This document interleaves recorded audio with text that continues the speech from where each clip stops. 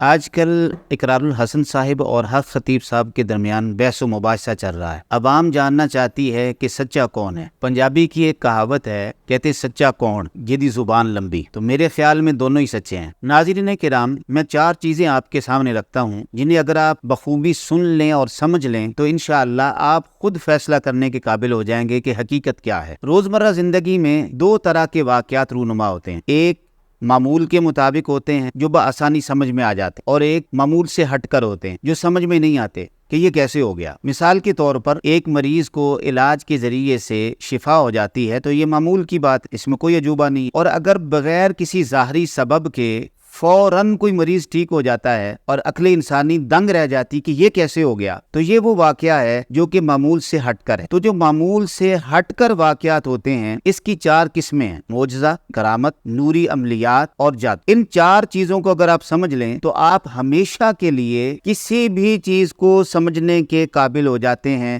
جب بھی کوئی آپ خلاف عادت واقعہ دیکھیں، کوئی خلاف معمول واقعہ دیکھیں تو آپ سمجھ جائیں گے کہ اس واقعے کا تعلق کس چیز کے ساتھ۔ معجزہ کیا ہوتا ہے؟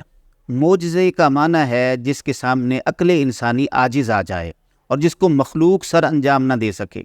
معجزہ من جانب اللہ ہوتا ہے، وہ خلاف عادت واقعات جو انبیاء علیہم السلام اور رسولوں کے ذریعے سے ثابت ہوتے ہیں اور ان کے ہاتھوں سے صادر ہوتے ہیں، ان کو معجزہ کہتے ہیں۔ اس کے بعد کرامت ہے۔ کرامت یہ مؤمنین، صالحین، اولیاء اعظام کے ذریعے سے ظاہر ہوتی ہے۔ قرآن مجید میں بھی اولیاء کرام کی کرامات کا ذکر ہے، اور تاریخ اسلام بھی اولیاء اعظام اور صوفیاء کرام کی کرامات سے بھری ہوئی ہے۔ میں آپ کو ایک چھوٹا سا واقعہ کرامات کا حضرت آصف بن برخیہ کے حوالے سے سناؤں گا، جو قرآن مجید سورہ نمل میں، یہ حضرت سلیمان علیہ السلام کے صحابی ہیں۔ حضرت سلیمان علیہ السلام نے دربار لگایا اور فرمایا کہ کون ہے جو مجھے ملکہ بلقیس کا تخت میری خدمت میں پیش کرے؟ تو ایک جن نے کہا کہ میں لا دیتا ہوں۔ کتنی دیر میں؟ اس نے کہا جی کہ اتنی دیر میں جتنی دیر میں آپ کی محفل برخاست ہو، آپ کے اٹھ کے کھڑے ہونے سے پہلے قبل ان تقوم من مقامک۔ اس کے بعد پھر ایک اور شخص جن کا نام آصف بن برخیہ ہے، انہوں نے کہا جی میں پیش کر دیتا ہوں۔ آپ نے فرمایا کتنی دیر میں؟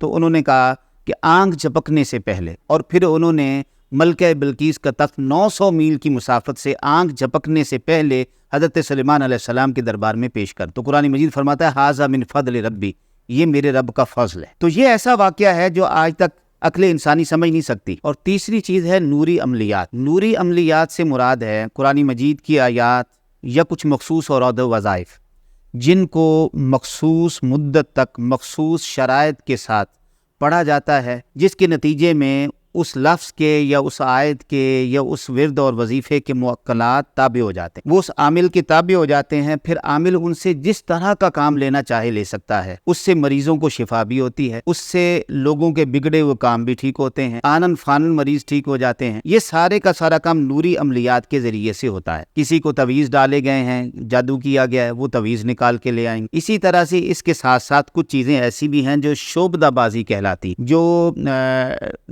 ڈرامہ کہہ لیں اسے آپ، کچھ ڈرامہ بھی اس میں شامل ہو جاتا ہے، اور اس ڈرامائی انداز کے ساتھ کچھ ایسے کارنامے اور واقعات بھی جو ہے وہ کر کے دکھائے جاتے ہیں کہ لوگ سمجھتے ہیں کہ یہ بہت بڑی پہنچی ہوئی سرکار ہے اور بڑا کوئی اللہ کا ولی ہے۔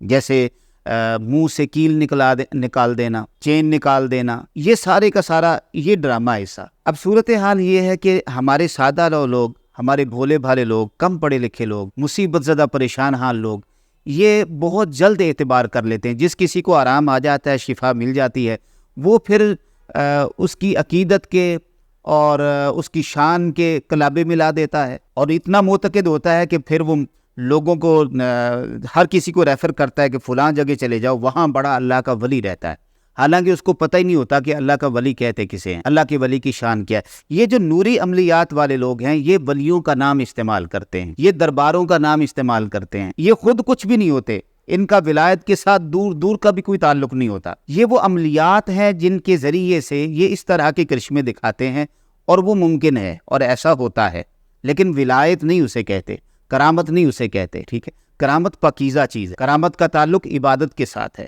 کرامت کا تعلق شریعت مطہرہ کے ساتھ ہے، اور یہ محدود نہیں ہوتی، مخصوص نہیں ہوتی، معین نہیں ہوتی، بلکہ یہ لامحدود ہوتی ہے، اور اس میں اتنی وسعت ہوتی ہے کہ جب چاہیں، جہاں چاہیں، جو کچھ زبان سے یہ لوگ کہہ دیں اللہ ویسے ہی کر دیتا ہے۔ حدیث پاک میں آتا ہے لو اقسم علی اللہ لابرہ، اگر یہ لوگ اللہ کے نام کی قسم کھا کے کہہ دینا کہ یہ ہو جائے تو اللہ ویسے ہی کر دیتا۔ تو یہ کرامت والے اور لوگ ہیں، جیسے حضرت خواجہ معین الدین چشتی اجمیری رحمۃ اللہ تعالی علیہ کے دست اقدس پر 90 لاکھ ہندوؤں نے کلمہ پڑھا، یہ کرامت۔ تو یہ کیلے نکال دینا، کسی کی درد ٹھیک کر دینا، یہ کرامت نہیں ہے، یہ عملیات۔ پھر ایک چوتھی چیز ہے، اس کو جادو کہتے ہیں، جس کو کالا جادو بھی آپ کہتے ہیں۔ قرآن مجید میں عربی میں اس کو سحر کہا گیا ہے، اور سحر یعنی جادو جو ہے یہ شیاطین کرتے ہیں، جنات کرتے ہیں، اور جنات میں خصوصاً وہ جنات جو کافر اور مشرک ہوتے ہیں، شیاطین۔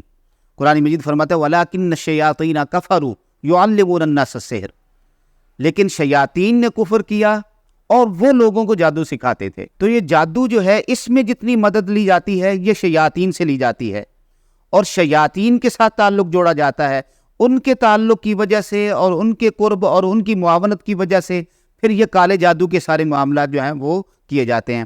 اس کے اندر جو جادو والے لوگ ہوتے ہیں یہ پلید لوگ ہوتے ہیں، خبیث لوگ ہوتے ہیں، بد باطن بھی ہوتے ہیں، ظاہراً بھی ناپاک ہوتے ہیں، باطناً بھی ناپاک ہوتے ہیں۔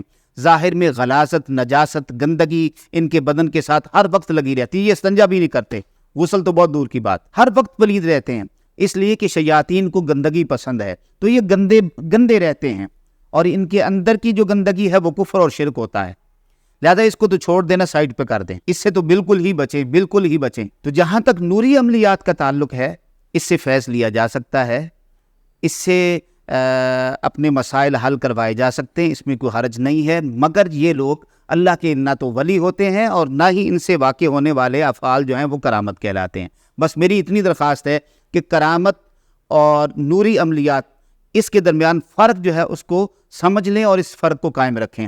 تو نوری عملیات والے مسجدوں کا، درباروں کا سہارا لے کر یہ اپنے آپ کو ولی کہتے ہیں یا ولی کہلواتے ہیں، اور لوگ پھر ان کی عقیدت مند بن جاتے ہیں اور ان پر پیسے نچھاور کرتے ہیں۔ یہ دکاندار ٹائپ لوگ ہوتے ہیں، یہ بزنس کرتے ہیں، کاروبار کرتے ہیں، ٹھیک ہے، ان کے باقاعدہ طور پر مینیجر بھی رکھے ہوتے ہیں، پوری ٹیم ورک ہوتا ہے ان کا، جو لوگوں کو پھانس کے بھی لاتے ہیں اور پھر ان سے پیسے بھی طے کرتے ہیں۔ یہ سارا اللہ کا ولی جو ہے اس کو کوئی کسی قسم کا لالچ نہیں ہوتا، وہ دنیاوی مفادات سے خالی ہوتا ہے اور پھر وہ شریعت مطہرہ کا کاملاً پابند ہوتا ہے۔ تو اللہ تبارک و تعالی ہمیں اس سارے معاملے کو سمجھنے کی توفیق عطا فرمائے، اور اتنا میں درخواست کروں گا کہ علماء کرام کے پاس بیٹھا کریں اور سیکھا کریں اور سمجھا کریں، تاکہ ان مسائل سے آپ کو آگاہی نصیب ہو۔ جزاک